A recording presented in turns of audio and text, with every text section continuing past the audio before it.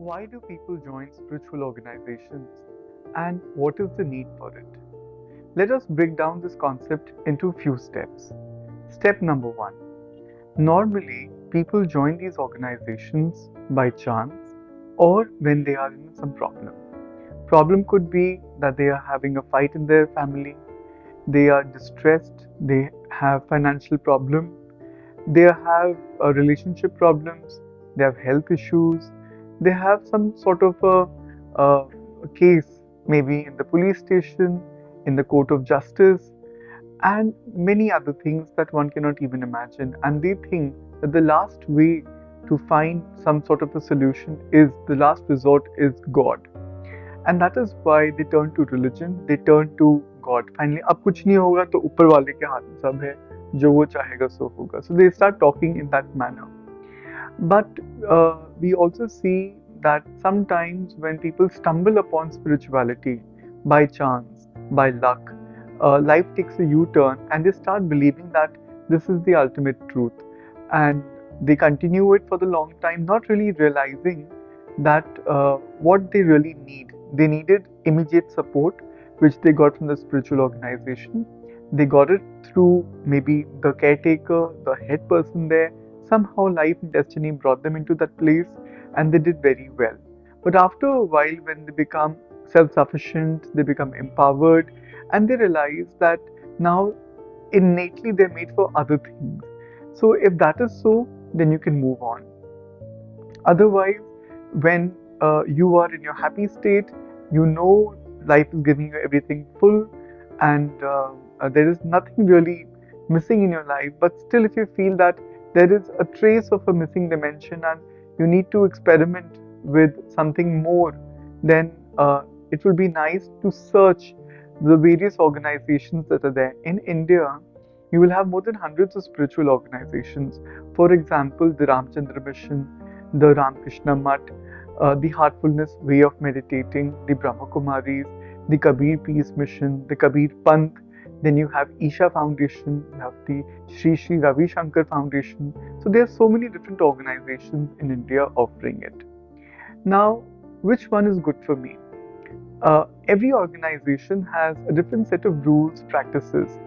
If your style of learning is through books by reading, then there are organizations that focus more on books and reading. Some organizations focus more on meditation.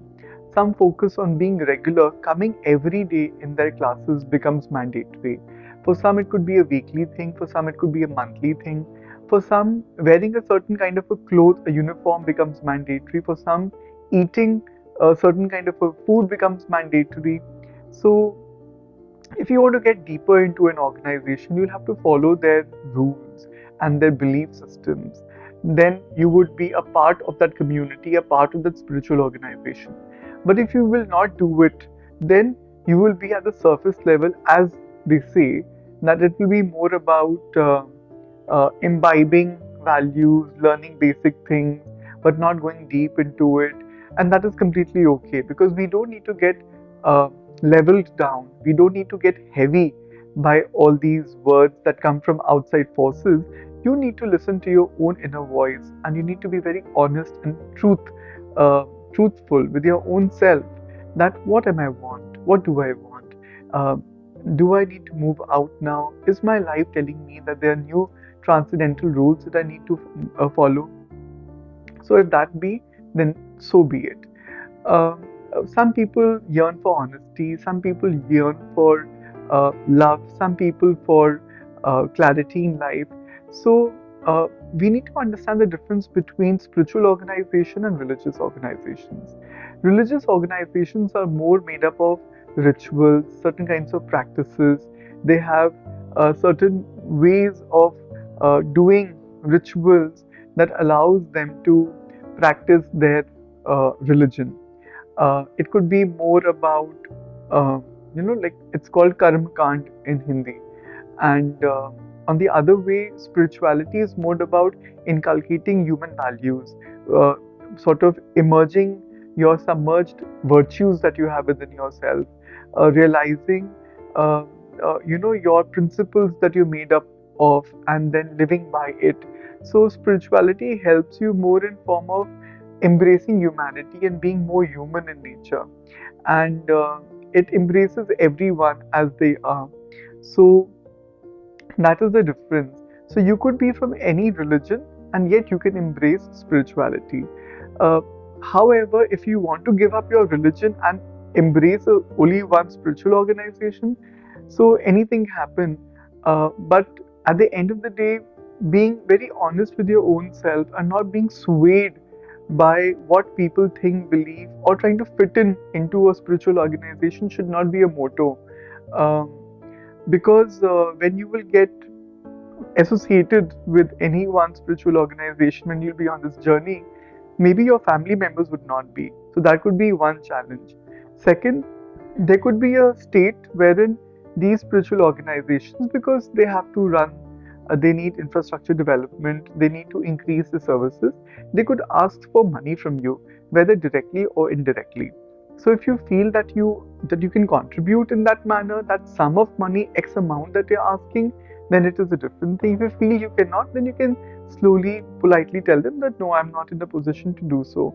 And if you feel that it's getting heavy on you, then you can always move out, you can go to other organizations, but do not stop your own journey there. That will be my advice.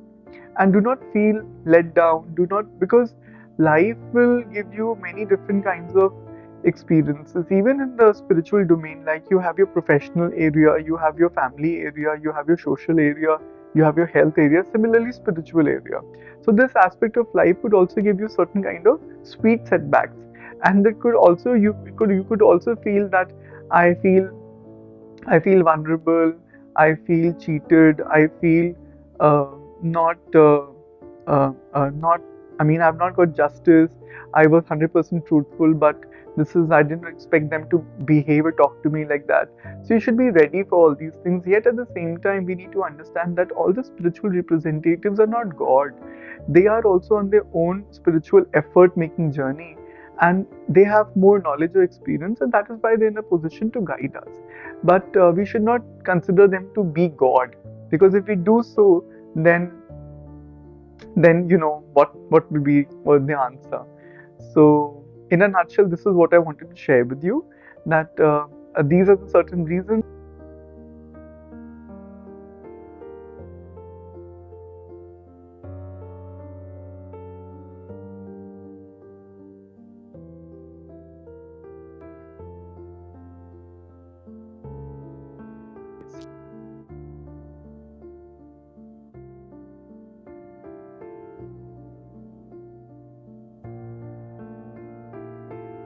who am I? I'm truthful, I'm peace, I'm love, I am joyful, I'm knowledge, and I am a child of God. So all that understanding and wisdom would emerge. So this is all for today. Thank you.